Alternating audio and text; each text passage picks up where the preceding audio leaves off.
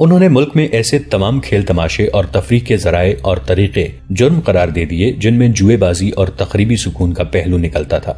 ان کے حکم سے علی بن سفیان کے محکمے نے تفریح گاہوں اور ان کے زیر زمین حصوں پر چھاپے مارے، جہاں سے اٹلی کے مصوروں کی بنائی ہوئی ننگی تصویریں برآمد ہوئیں۔ بہت سے لوگ گرفتار کیے گئے جنہیں ملک دشمنی اور دشمن کا اعلی کار بننے کے الزام میں تمام عمر کے لیے تہہ خانوں میں ڈال دیا گیا۔ اس کی بجائے سلطان ایوبی نے تیغ زنی، تیر اندازی، گھڑ سواری، بغیر ہتھیار لڑائی، کشتی جسے پنجہ آزمائی کہتے ہیں، اور ایسے ہی چند ایک کھیلوں کے مقابلوں کا سرکاری انتظام کر دیا۔ پہلے مقابلے میں خود گئے اور اول آنے والوں کو اعلیٰ نسل کے گھوڑے تک انعام میں دیے۔ انہوں نے درس گاہوں اور مسجدوں میں تعلیمی مقابلوں کا اہتمام کیا۔ سرحدی دستوں پر انہوں نے زیادہ توجہ دی تھی۔ انہیں معلوم ہو چکا تھا کہ شہروں اور دارالحکومت سے دور رہنے والے لوگ نظریاتی تخریب کاری کا شکار جلدی ہوتے ہیں، اور وہی لوگ سب سے پہلے دشمن کے حملے یا سرحدی جھڑپوں کی زد میں آتے ہیں۔ ان لوگوں کے نظریاتی اور جسمانی تحفظ کے لیے انہوں نے خصوصی انتظام کیے۔ انہوں نے سرحد پر جو دستے بھیجے تھے ان کے کمانڈروں کو انہوں نے خود ہدایات دی اور بڑے ہی سخت احکامات دیے تھے۔ یہ تمام کمانڈر جذبے اور ذہانت کے لحاظ سے ساری فوج میں منتخب کیے گئے تھے۔ رشد بن مسلم انہی میں سے تھا جسے محمود کا اشارہ ملا کہ ایک تخریب کار پکڑا گیا ہے تو وہ پورے کا پورا دستہ لے کر اٹھ دوڑا تھا۔ اگر پرانا کمانڈر ہوتا تو اس وقت صلیبیوں یا سوڈانیوں کی دی ہوئی شراب میں بدمست ہوتا اور تخریب کار اپنے سرغنہ کی رہائی کے لیے گاؤں میں تباہی پھیلا کر غائب ہو چکے ہوتے۔ اب رشد بن مسلم، محمود بن احمد اور امام جس کا نام یوسف بن آذر تھا، اس کے کمرے میں بیٹھے اس شعبدہ باز کی کہانی سنا رہے تھے جسے لوگ قتل کر چکے تھے۔ علی بن سفیان بھی وہیں موجود تھا۔ اس نے تینوں سے ساری واردات سن لی تھی اور سلطان ایوبی کے پاس لے گیا تھا۔ سلطان ایوبی خوش تھے کہ اتنی خطرناک نظریاتی الغار کو ہمیشہ کے لیے ختم کر دیا گیا ہے، مگر علی بن سفیان نے کہا، صرف یہ الغار ختم ہوئی ہے، اس کے اثرات ختم کرنے کے لیے لمبا عرصہ درکار ہے۔ مجھے جو تفصیل معلوم ہوئی ہے وہ یہ ہے کہ سرحدی دیہات سے ہمیں فوجی بھرتی نہیں مل رہی۔ سرحد کے ساتھ ساتھ رہنے والے لوگ سوڈانیوں کے دوست بن گئے ہیں، وہ امارات مصر کے خلاف ہو رہے ہیں، جہاد کا جذبہ ختم ہو چکا ہے۔ وہ لوگ غلہ اور مویشی ہمیں نہیں دیتے، سوڈانیوں کو بخوشی دیتے ہیں۔ مسجدیں ویران ہو گئی ہیں، لوگ توہم پرست ہو کر شعبدہ باز پیروں وغیرہ کی پرستش کرنے لگے ہیں۔ ہمیں ان لوگوں کے ذہنوں کو اپنے صحیح راستے پر واپس لانے کے لیے باقاعدہ مہم شروع کرنی پڑے گی۔ اگر اس صلیبی شعبدہ باز اور اس کے گروہ کو لوگ قتل نہ کر دیتے تو ہم اسے سارے علاقے میں گھماتے پھراتے۔ سلطان ایوبی نے اپنے انقلابی احکامات میں سرحدی علاقوں کو خاص طور پر شامل کر رکھا تھا۔ اب انہوں نے اس طرف اور زیادہ توجہ دینے کا فیصلہ کیا۔ ان کے لیے سب سے زیادہ شدید سردرد یہ تھا کہ تقی الدین اور اس کی فوج کو سوڈان سے نکالنا تھا۔ قاہرہ پہنچتے ہی وہ منصوبہ بندی میں مصروف ہو گئے تھے، راتوں کو سوتے بھی نہیں تھے۔ وہ خود سوڈان کے محاذ پر نہیں جا سکتے تھے کیونکہ مصر کے اندرونی حالات ان کی توجہ کے محتاج تھے۔ انہوں نے قاہرہ میں آ کر تقی الدین کو یہ اطلاع دینے کے لیے کہ وہ قاہرہ آ گئے ہیں ایک قاصد بھیج دیا تھا۔ قاصد واپس آ چکا تھا۔ اس نے بتایا کہ تقی الدین کا جانی نقصان خاصا ہو چکا ہے اور کچھ نفری دشمن کے جھانسے میں آ کر یا جنگ کی صورتحال سے گھبرا کر ادھر ادھر بھاگ گئی ہے۔ قاصد نے بتایا کہ تقی الدین اپنی باقی ماندہ فوج کو یکجا کرنے میں کامیاب ہو گیا ہے، مگر دشمن اس کے سر پر موجود رہتا ہے۔ تقی الدین کو جوابی حملے کا موقع نہیں ملتا۔ اسے اتنی سی مدد کی ضرورت ہے کہ دشمن پر حملے کرنے کے لیے چند دستے مل جائیں تاکہ وہ اپنی فوج کو واپس لا سکیں۔ سلطان ایوبی نے اسی وقت اپنے 3-4 چھاپا مار دستے اور چند ایک وہ دستے جنہیں جوابی حملے اور گھوم پھر کر لڑنے کی خصوصی مشق کرائی گئی تھی سوڈان بھیج دیے۔ وہ ہر حملہ دشمن کے عقب میں جا کر کرتے تھے اور دشمن کا نقصان کر کے اسے بکھیر کر ادھر ادھر ہو جاتے تھے۔ چھاپا ماروں نے دشمن کو زیادہ پریشان کیا۔ ان کا مقصد یہی تھا کہ دشمن کو تقی الدین کے تعاقب سے ہٹا دیا جائے۔ وہ خلاف توقع بہت جلدی کامیاب ہو گئے۔ ان کی اہلیت اور شجاعت کے علاوہ ان کی کامیابی کی وجہ یہ بھی تھی کہ دشمن کی فوج تھکی ہوئی تھی اور صحرا بڑا ہی دشوار گزار اور گرم تھا۔ گھوڑے اور اونٹ جواب دے رہے تھے۔ سوڈان کا حملہ بری طرح ناکام ہوا۔ کامیابی صرف یہ ہوئی تھی کہ تقی الدین کو اس کی مرکزی کمان کے سالاروں وغیرہ اور دستوں اور بچی کچی فوج کو ایسی تباہی سے بچا لیا گیا تھا جو ان کی قسمت میں لکھ دی گئی تھی۔ تقی الدین جب مصر کی سرحد میں داخل ہوا تو اسے پتا چلا کہ وہ سوڈان میں آدھی فوج ضائع کر آیا ہے۔ ادھر کرک چل رہا تھا۔ نور الدین زنگی کے کاریگروں نے ضرورت کے مطابق دور مار منجنیقیں بنا لی تھیں جن سے قلعے کے اندر پتھر کم اور آگ زیادہ پھینکی جا رہی تھی۔ صلاح الدین ایوبی اندر کے چند ایک ہدف بتا آئے تھے۔ ان میں رسد کا ذخیرہ بھی تھا۔ آگ کے پہلے گولے قلعے کے اس طرف پھینکے گئے جس طرف سے رسد کا ذخیرہ ذرا قریب تھا۔ خوش قسمتی سے گولے ٹھکانے پر لگے۔ اندر سے شعلے اٹھے انہوں نے زنگی کی فوج کا حوصلہ بڑھا دیا۔ مسلمانوں نے دور مار تیر کمان بھی تیار کر لیے تھے۔ انہیں استعمال کرنے کے لیے غیر معمولی طور پر طاقتور سپاہی استعمال کیے جا رہے تھے، لیکن 8-10 تیر پھینک کر سپاہی بے حال ہو جاتے تھے۔ زنگی نے ایک اور دلیرانہ کارروائی کی۔ انہوں نے نہایت دلیر سپاہی چن لیے اور انہیں حکم دیا کہ قلعے کے دروازے پر ٹوٹ پڑیں۔ انہیں دروازہ توڑنے کے موزوں اوزار دیے گئے تھے۔ جانبازوں کا یہ دستہ دروازے کی طرف دوڑا تو اوپر سے صلیبیوں نے تیروں کا می برسایا۔ کئی جانباز شہید اور زخمی ہو گئے۔ زنگی نے دور مار تیر اندازوں کو وہاں اکٹھا کر لیا اور عام تیر اندازوں کا بھی ایک ہجوم بلا لیا۔ ان سب کو مختلف زاویوں پر مورچہ بند کر کے دروازے کے اوپر والے دیوار کے حصے پر مسلسل تیر پھینکنے کا حکم دیا۔ حکم کی تعمیل شروع ہوئی تو اتنے تیر برسنے لگے جن کے پیچھے دیوار کا بالائی حصہ نظر نہیں آتا تھا۔ جانبازوں کی ایک اور جماعت دروازے کی طرف دوڑی۔ زنگی نے تیروں کی بارش اور تیز کرا دی۔ دیواروں پر للکار سنائی دی۔ ذرا دیر بعد دیواروں پر لکڑیوں سے بندھے ہوئے ڈرم نظر آئے۔ یہ جلتی لکڑیوں اور کوئلوں سے بھرے ہوئے تھے۔ جو ہی انہیں باہر کو انڈیلنے والوں کے سر نظر آئے، وہ سر تیروں کا نشانہ بن گئے۔ 1-2 ڈرم باہر کو گرے، باقی دیواروں پر ہی الٹے ہو گئے۔ وہاں سے شعلے اٹھے جن سے پتہ چلتا تھا کہ آگ پھینکنے والے اپنی ہی آگ میں جل رہے ہیں۔ زنگی کے کسی کمانڈر نے زنگی کے حملے کا یہ طریقہ دیکھ لیا۔ وہ گھوڑا سرپٹ دوڑا کر قلعے کے پچھلے دروازے کی طرف چلا گیا اور وہاں کے کمانڈر کو بتایا کہ سامنے والے دروازے پر کیا ہو رہا ہے۔ ان دونوں کمانڈروں نے وہی طریقہ پچھلے دروازے پر آزمانا شروع کر دیا۔ پہلے حلے میں ہی مجاہدین کا جانی نقصان زیادہ ہوا، لیکن جو مجاہدین گرتے تھے ان کے ساتھی قہر بن کر دروازے کی طرف دوڑتے تھے۔ تیر اندازوں نے صلیبیوں کو اوپر سے آگ پھینکنے نہ دی۔ زنگی نے حکم دے دیا کہ منجنیقیں قلعے کے اندر آگ پھینکیں۔ زنگی کی فوج نے دونوں دروازوں پر دلیرانہ حملے دیکھے تو فوج کسی کے حکم کے بغیر 2 حصوں میں بٹ گئی۔ ایک حصہ قلعے کے سامنے چلا گیا اور دوسرا عقبی دروازے کی طرف۔ دونوں طرف دیوار پر تیروں کی ایسی بارش برسائی گئی کہ اوپر کی مزاحمت ختم ہو گئی۔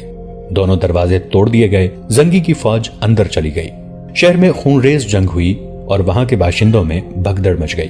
اس بھگدڑ سے فائدہ اٹھاتے ہوئے صلیبی حکمران اور کمانڈر قلعے سے نکل گئے۔ شام تک صلیبی فوج نے ہتھیار ڈال دیے۔ زنگی نے قیدی مسلمانوں کو کھلے اور بند قید خانوں سے نکالا، پھر صلیبی حکمرانوں کو سارے شہر میں تلاش کیا مگر کوئی ایک بھی نہ ملا۔ یہ 1173 عیسوی کی آخری سہمائی تھی جب کرک کا مضبوط قلعہ سر کر لیا گیا اور مسلمانوں کو بیت المقدس نظر آنے لگا۔ صلیبیوں کی یہ کانفرنس اپنی نوعیت کی پہلی ہنگامہ خیز کانفرنس تھی۔ وہ ہر شکست کے بعد، ہر فتح کے بعد، ہر پسپائی اور ہر کامیاب پیش قدمی کے بعد مل بیٹھتے تھے، تبادلہ خیالات کرتے اور شراب پیتے تھے۔ عورت اور شراب کے بغیر وہ سمجھتے تھے کہ جنگ جیتی ہی نہیں جا سکتی۔ اپنی بیٹیوں کو مسلمانوں کے علاقوں میں جاسوسی، تخریب کاری اور مسلمان حکام کی کردار کشی کے لیے بھیج دیتے تھے اور خود اپنے قبضے میں لیے ہوئے علاقوں سے مسلمان لڑکیاں اغوا کر کے انہیں تفریح کا ذریعہ بناتے تھے۔ جاسوسوں نے جب انہیں یہ بتایا کہ صلاح الدین ایوبی کہتا ہے کہ صلیبی عصمتوں کے بیوپاری اور مسلمان عصمتوں کے محافظ ہیں، تو صلیبی حکمران اور کمانڈر بہت ہنسے تھے۔ ان میں سے کسی نے سلطان ایوبی کا مذاق اڑاتے ہوئے کہا تھا کہ یہ شخص اتنی سی بات نہیں سمجھ سکتا کہ جس طرح صلیب کے بیٹے سپاہی بن کر اپنا جسم استعمال کرتے ہیں، اسی طرح صلیب کی بیٹیاں بھی مسلمانوں کو بیکار کرنے کے لیے اپنا جسم استعمال کرتی ہیں۔ کسی اور نے کہا تھا کہ صلاح الدین ایوبی کو ابھی تک احساس نہیں ہوا کہ اس کی قوم کے بے شمار چھوٹے چھوٹے حکمرانوں، قلعہ داروں اور سالاروں کو ہماری ایک ایک لڑکی اور سونے کے سکوں کی ایک ایک تھیلی ایسی شکست دے چکی ہے جس پر وہ لوگ فخر کر رہے ہیں اور اس شکست سے لطف اٹھا رہے ہیں۔ صلاح الدین ایوبی ہم سے اسلام کی عصمت کس طرح بچائے گا؟ یہ صلیبیوں کی پہلی کانفرنسوں کی باتیں ہیں، مگر 1173 عیسوی کے آخر میں بیت المقدس میں صلیبی سربراہ اکٹھے ہوئے تو ان پر کچھ اور ہی موڈ طاری تھا۔ انہوں نے سلطان ایوبی کا مذاق نہ اڑایا۔ کسی کو ہونٹوں پر بھولے سے بھی مسکراہٹ نہ آئی اور کسی کو بھی یہ یاد نہ رہا کہ وہ جب مل بیٹھتے ہیں تو شراب کا دور بھی چلا کرتا ہے۔ کرک سے وہ بڑے ہی شرمناک طریقے سے پسپا ہوئے تھے۔ ان میں رینالڈ بھی تھا جو کرک کا قلعہ دار بلکہ مالک تھا۔ وہ جنگجو تھا، فن حرب و ضرب کا ماہر تھا۔ سلطان ایوبی کی فوج کے ساتھ اس نے اپنے زرہ پوش لشکر سے متعدد بار لڑائیاں لڑی تھیں۔ اس محفل میں ریمانڈ بھی تھا جس نے کرک کے محاصرے کے دوران سلطان ایوبی کی فوج کو محاصرے میں لے لیا تھا۔ ان دونوں نے ایسا پلان بنایا تھا جس کے متعلق وہ بجا طور پر خوش فہمیوں میں مبتلا تھے، مگر سلطان ایوبی نے کرک کا محاصرہ قائم رکھا۔ ریمانڈ کا محاصرہ ایسے انداز سے توڑا کہ ریمانڈ کا لشکر محاصرے میں آ گیا۔ اس کی رسد تباہ ہو گئی اور اس کی فوج اپنے زخمی گھوڑوں اور اونٹوں کو مار مار کر کھاتی رہی۔ آخر اس کی آدھی سے زیادہ فوج کٹ گئی، کچھ گرفتار ہوئی اور باقی پسپا ہو گئی۔ رینالڈ خوش نصیب تھا کہ نور الدین زنگی کے سرفروشوں نے قلعہ سر کر لیا تو اندر کی بھگدڑ میں رینالڈ بچ کر نکل گیا، ورنہ وہ اس کانفرنس میں شمولیت کے لیے زندہ نہ ہوتا۔ اس محفل میں صلیبیوں کے ان جنگجو سرداروں کی تعداد بھی خاصی تھی جنہیں نائٹ کہا جاتا تھا۔ یہ ایک خطاب تھا جو بادشاہ کی طرف سے عطا کیا جاتا اور اس کے ساتھ سر سے پاؤں تک زیرہ بختر دی جاتی تھی۔ اس کانفرنس میں اقرا کا پادری بھی تھا جسے محافظ صلیب اعظم کا رتبہ دیا گیا تھا۔ اس کے علاوہ گے آف لوزنیان اور اس کا بھائی مارلک بھی تھا، اور ان میں مسلمانوں کا سب سے بڑا دشمن فلپ آگسٹس بھی تھا۔ نائٹس اور دیگر کمانڈروں کے ساتھ ساتھ اس کانفرنس میں صلیبیوں کی متحدہ انٹیلیجنس کا سربراہ ہرسن اور اس کے 2-3 معاون بھی تھے۔ ابتدا میں اس ہجوم پر خاموشی چھائی رہی، جیسے وہ ایک دوسرے کے سامنے بات کرتے گھبراتے ہوں۔ آخر فلپ آگسٹس نے زبان کھولی، جس سے محفل میں زندگی کے آثار نظر آنے لگے۔ اس نے محافظ صلیب اعظم کو کانفرنس کی صدارت پیش کر کے اسی سے درخواست کی کہ وہ خطاب کرے۔ ان لوگوں سے مخاطب ہوتے ہوئے مجھے شرم محسوس ہو رہی ہے جنہوں نے اپنی قسمیں توڑی، عہد توڑے اور بیت المقدس میں زندہ اور تندرست آ بیٹھے۔ اقرا کے پادری نے کہا، میں یسوع مسیح کے آگے شرمسار ہوں اور میں صلیب کو دیکھتا ہوں تو میری نظریں جھک جاتی ہیں۔ کیا تم سب نے صلیب پر ہاتھ رکھ کر حلفیہ عہد نہیں کیا تھا کہ اس کے دشمنوں کا خاتمہ کرو گے، خواہ اس میں تمہیں جانیں بھی قربان کرنی پڑیں؟ کیا تم نے حلف نہیں اٹھایا تھا کہ اسلام کا نام و نشان مٹانے کے لیے جان اور مال کی اور اپنے جسموں کی اعضاء کی قربانی دینے سے گریز نہیں کرو گے؟ تم میں کتنے ہیں جن کے جسموں پر ہلکی سی خراش بھی آئی ہو؟ کوئی ایک بھی نہیں۔ تم شوبک مسلمانوں کو دے کر بھاگے، اب تم کرک دے کر بھاگ آئے ہو۔ میں اس حقیقت سے بھی بے خبر نہیں کہ جو میدان میں اترتے ہیں وہ شکست بھی کھا سکتے ہیں۔ 2 فتوحات کے بعد ایک شکست کوئی معنی نہیں رکھتی، مگر یکے بعد دیگرے 2 شکستیں اور 2 پسپائیاں مجھے یقین دلا رہی ہیں کہ صلیب یورپ میں قید ہو گئی ہے، اور وقت بھی آنے والا ہے جب یورپ کے کلیساؤں میں مسلمانوں کی اذانیں گونجیں گی۔ ایسا کبھی نہیں ہوگا، فلپ آگسٹس نے کہا۔ صلیب اعظم کے محافظ، ایسا کبھی نہیں ہوگا۔ شکست کے کچھ اسباب تھے جن پر ہم غور کر چکے ہیں، اور اب آپ کی موجودگی میں مزید غور کریں گے، اور شاید تم اس پر غور نہ کرو کہ اب مسلمانوں کی منزل بیت المقدس ہوگی۔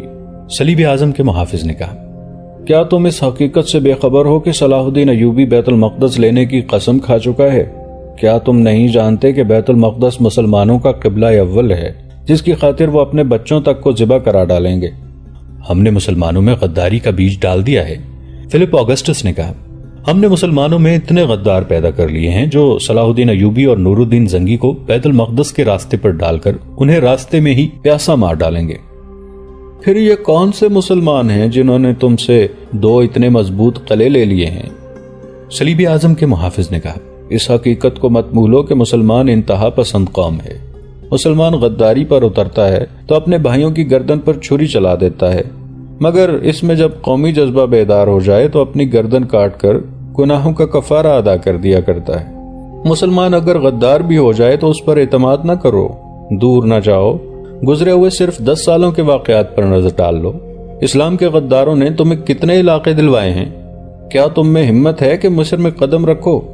آج مسلمان فلسطین میں بیٹھے ہیں، کل تمہارے سینے پہ بیٹھے ہوں گے۔ یاد رکھو میرے دوستو، اگر صلاح الدین ایوبی اور نور الدین زنگی نے تم سے بیت المقدس لے لیا تو وہ تم سے یورپ بھی لے لے گا، لیکن سوال فلسطین اور یورپ کا نہیں، سوال زمین کے ٹکڑوں کا نہیں، اصل مسئلہ صلیب اور اسلام کا ہے۔ یہ 2 مذہبوں اور نظریوں کی جنگ ہے، 2 میں سے ایک کو ختم ہونا ہے۔ کیا تم صلیب کا خاتمہ پسند کرو گے؟ نہیں مقدس باپ، ایسا کبھی نہیں ہوگا۔ محفل میں جوش و خروش پیدا ہو گیا۔ اتنی زیادہ مایوسی کی کوئی وجہ نہیں۔ پھر تم ان وجوہات پہ غور کرو جو تمہاری پسپائی کا باعث بنی ہے، محافظ صلیب اعظم نے کہا۔ میں تمہیں جنگ کے متعلق کوئی سبق نہیں دے سکتا، میں نظریات کے محاذ کا سپاہی ہوں، میں کلیسا کا محافظ ہوں۔ مجھے کلیسا کی کنواریوں کی قسم 10 کٹر مسلمان میرے سامنے لے آؤ، انہیں صلیب کا پجاری بنا لوں گا۔ ذرا اس پر غور کرو کہ تمہارے اتنے بڑے بڑے لشکر جو زیرہ پوش بھی ہیں مسلمانوں کی مختصر سی فوج کا مقابلہ کیوں نہیں کر سکتے؟ تمہارے 500 سواروں کو 100 پیادہ مسلمان کیوں شکست دے دیتے ہیں؟ صرف اس لیے کہ مسلمان مذہب کے جنون سے لڑتے ہیں۔ وہ تمہارے مقابلے میں آتے ہیں تو قسم کھا لیتے ہیں کہ فتح یا موت۔ میں نے سنا ہے کہ ان کے چھاپہ مار تمہارے عقب میں چلے جاتے ہیں اور تمہاری کمر توڑ کر تمہارے تیلوں سے چھلنی ہو جاتے ہیں یا نکل جاتے ہیں۔ ذرا سوچو کہ 10-10 12-12 آدمی تمہارے ہزاروں کے لشکر میں کس طرح گھس آتے ہیں۔ یہ محض مذہبی جنون ہے۔ وہ سمجھتے ہیں کہ خدا بھی ان کے ساتھ ہے اور خدا کا رسول بھی ان کے ساتھ ہے۔ ایسی دلیرانہ کارروائیوں میں وہ اپنے کمانڈروں سے نہیں، قرآن سے حکم لیتے ہیں۔ میں نے قرآن کا مطالعہ بڑے غور سے کیا ہے۔ ہمارے خلاف جنگ کو قرآن جہاد کہتا ہے اور ہر مسلمان پر جہاد فرض کر دیا گیا ہے، حتیٰ کہ جہاد کو نماز یعنی عبادت پر فوقیت حاصل ہے۔ تم بھی جب تک اپنے آپ میں یہی جنون پیدا نہیں کرو گے، اسلام کا تم کچھ نہیں بگاڑ سکتے۔ کچھ ایسے ہی جذباتی اور حقیقی الفاظ تھے جن سے اقرا کے پادری نے اپنی شکست خوردہ حکمرانوں اور کمانڈروں کو بھڑکانے اور ان میں نئی روح پھونکنے کی کوشش کی، اور وہ یہ کہہ کر چلا گیا کہ اب آپس میں بحث و مباحثہ کرو کہ تمہاری شکست کے اسباب کیا تھے اور اس کی ذمہ داری کس کس پر عائد ہوتی ہے اور اس شکست کو فتح میں کس طرح بدلنا ہے۔ بیت المقدس کو زندگی اور موت کا مسئلہ بنا لو۔ صلاح الدین ایوبی فرشتہ نہیں، تمہاری طرح ایک انسان ہے۔ اس کی طاقت صرف اس میں ہے کہ ایمان کا پکا ہے۔ پادری کے جانے کے بعد کانفرنس میں جو گرما گرمی پیدا ہوئی وہ اس لحاظ سے تاریخی نوعیت کی تھی کہ اس میں کچھ فیصلے کیے گئے۔ ان میں ایک فیصلہ یہ تھا کہ جوابی حملہ نہ کیا جائے، بلکہ ایوبی اور زنگی کے لیے انگیخت پیدا کی جائے کہ وہ پیش قدمی کریں اور حملے جاری رکھیں۔ انہیں مستقر سے دور لایا جائے اور بکھیر کر لڑایا جائے۔ اس طرح ان کی رسد کے راستے لمبے اور غیر محفوظ ہو جائیں گے۔ ان کے ساتھ یہ فیصلہ بھی ہوا کہ یونانیوں اور فرینکیوں کو فوری طور پر تیار کیا جائے کہ سمندر کی طرف سے مصر پر بحری حملہ کریں اور ساحل پر فوج اتار کر مصر کے شمال مشرق کے اتنے سے علاقے پر قبضہ کر لیں جسے مضبوط مستقر یعنی اڈا بنا لیا جائے۔ اسے فلسطین کے دفاع اور مصر پر جارحیت کے لیے استعمال کیا جائے۔ اہم فیصلہ یہ ہوا کہ اسلامی علاقوں میں اخلاق کی تخریب کاری تیز کر دی جائے اور نظریاتی حملے اور شدید کر دیے جائیں۔ جیسا کہ ہم پہلے بھی بیان کر چکے ہیں کہ مصر میں صلیبیوں کی ایک مہم تباہ کر دی گئی تھی جو سرحدی علاقے میں توہمات پیدا کرنے کے لیے عروج پر پہنچ گئی تھی۔ صلیبی جاسوسوں نے وہاں سے آ کر اطلاع دی تھی کہ وہ مہم ناکام ہو چکی ہے اور جن مسلمانوں کو زیر اثر لے لیا گیا تھا انہوں نے ہی مہم کے افراد کو ہلاک کر دیا ہے۔ اس کانفرنس میں یہ انکشاف پیش کیا گیا کہ مقبوضہ علاقوں میں مسلمانوں کی زندگی اجیرن کر دی گئی ہے۔ وہ مجبور ہو کر قافلوں کی صورت میں ترک وطن کرتے ہیں تو راستے میں ان کے قافلے لوٹ لیے جاتے ہیں، مال اور مویشی چھین لیے جاتے ہیں اور لڑکیوں کو اغوا کر لیا جاتا ہے۔ کانفرنس میں اس اقدام کو ضروری سمجھا گیا۔ مسلمانوں کو ختم کرنے کا یہ بھی ایک اچھا طریقہ تھا۔ یہ نسل کشی کی مہم تھی جو صلیبیوں نے بہت عرصے سے جاری کر رکھی تھی۔ جیسا کہ ہم پہلے بھی بیان کر چکے ہیں کہ مسلمانوں کی کمسن اور خوبصورت بچیوں کو اغوا کر کے صلیبی انہیں بے حیائی اور چرب زبانی کی تربیت دے کر انہیں پالتے پوستے اور جب وہ جوان ہو جاتی انہیں مسلمانوں میں غداری کے جراثیم پیدا کرنے کے لیے استعمال کرتے تھے۔ کانفرنس میں یہ بھی طے ہوا کہ مسلمانوں میں عیسائیت کی تبلیغ کی جائے۔ اس کے لیے بے شمار دولت کی ضرورت تھی جو خرچ تو کی جا رہی تھی لیکن کچھ دشواریاں پیدا ہو گئی تھیں۔ ایک یہ تھی کہ رقم اونٹوں کے ذریعے بھیجی جاتی تھی۔ کئی بار ایسے ہوا کہ مصر کے کسی سرحدی دستے نے پکڑ لیا، اونٹ لوٹ لیے گئے۔ ضرورت یہ محسوس کی گئی تھی کہ کوئی ایسا جانور مل جائے جس سے رقم اور انعامات کی دیگر قیمتی اشیاء اسی ملک سے دستیاب ہو جائیں جہاں استعمال کرنی ہو۔ خاصے عرصے سے اس مسئلے پر سوچ و بچار ہو رہا تھا۔ صلیبیوں کے انٹیلیجنس کا کمانڈر ہرسن علی بن سفیان کی طرح غیر معمولی ذہانت کا مالک تھا۔ اس نے کبھی کا سوچ رکھا تھا کہ مصر کی زمین اپنے اندر اس قدر خزانے چھپائے ہوئے ہے جس سے ساری دنیا کو خریدا جا سکتا ہے، مگر ان خزانوں تک پہنچنا آسمانوں سے ستارے توڑ کر لانے کے برابر تھا۔ یہ خزانے فرعونوں کے وقتوں میں محفوظ تھے۔ تاریخ فرعونوں کی اس رسم سے کبھی بھی بے خبر نہیں رہی کہ جب کوئی فرعون مرتا تو اس کے ساتھ شاہانہ ضروریات کا تمام سامان اس کے ساتھ دفن کر دیا جاتا تھا۔ مرے ہوئے فرعونوں کی قبر چند گز چوڑی نہیں ہوا کرتی تھی بلکہ زمین کے نیچے ایک محل تعمیر ہوتا تھا۔ فرعون اپنی زندگی میں اپنا مدفن تیار کرا لیا کرتے تھے اور جگہ ایسی منتخب کرتے تھے جس تک اس کی موت کے بعد کوئی رسائی حاصل نہ کر سکے۔ مرنے کے بعد مدفن کو اس طرح بند کر دیا جاتا تھا کہ معماروں کے سوا کسی کو معلوم نہیں ہوتا تھا کہ اسے کھولا کس طرح جا سکتا ہے۔ مرنے والے کے لواحقین معماروں کو قتل کر دیا کرتے تھے۔ فرعونوں کا ایک عقیدہ تو یہ تھا کہ وہ خدا ہیں اور دوسرا یہ کہ مرنے کے بعد انہیں یہی جاہ و جلال حاصل ہوگا۔ چنانچہ پہاڑوں کو کاٹ کاٹ کر اور پھر پہاڑ کے نیچے زمین کی کھدائی کر کے محل جیسے ہال اور دیگر کمرے بنوا کر اسی محل میں زیادہ سے زیادہ ہیرے جواہرات رکھوا دیے جاتے تھے۔ اس کے علاوہ بگیاں بما گھوڑوں اور بگی بانوں اور کشتیاں بما ملاحوں کے اندر رکھ دی جاتی تھیں۔ خدمت کے لیے کنیزیں اور غلام اور بیویاں بھی ساتھ ہوتی تھیں۔ اس طرح صورتحال یہ بن جاتی تھی کہ ایک انسان کی لاش کے ساتھ جہاں بے انداز مال و دولت دفن ہوتا تھا وہاں بہت سے انسان زندہ اندر بھیج کر باہر سے مدفن کا راستہ بند کر دیا جاتا تھا۔ تصور کیا جا سکتا ہے کہ دم گھٹنے سے کس طرح یہ لوگ مرتے ہوں گے۔ فرعونوں کی لاشوں کو مسالے وغیرہ لگا کر محفوظ کر دیا جاتا تھا۔ ہزاروں سال گزرنے کے بعد آج بھی ان کی لاشیں محفوظ ہیں، جن میں کچھ لندن کے عجائب خانے میں پڑی ہیں۔ دوستو، آج کے لیے اتنا ہی۔ اسی کہانی کی اگلی قسط کے ساتھ بہت جلد حاضر ہوں گے۔ نیچے کامنٹ سیکشن میں اپنی رائے کا اظہار ضرور کیجیے گا۔ ہمارے اس چینل کو سبسکرائب کر کے نیچے موجود بیل آئیکن کو بھی ضرور کلک کیجیے گا۔ اگلی ملاقات تک کے لیے ہمارا اور آپ کا اللہ نگہبان۔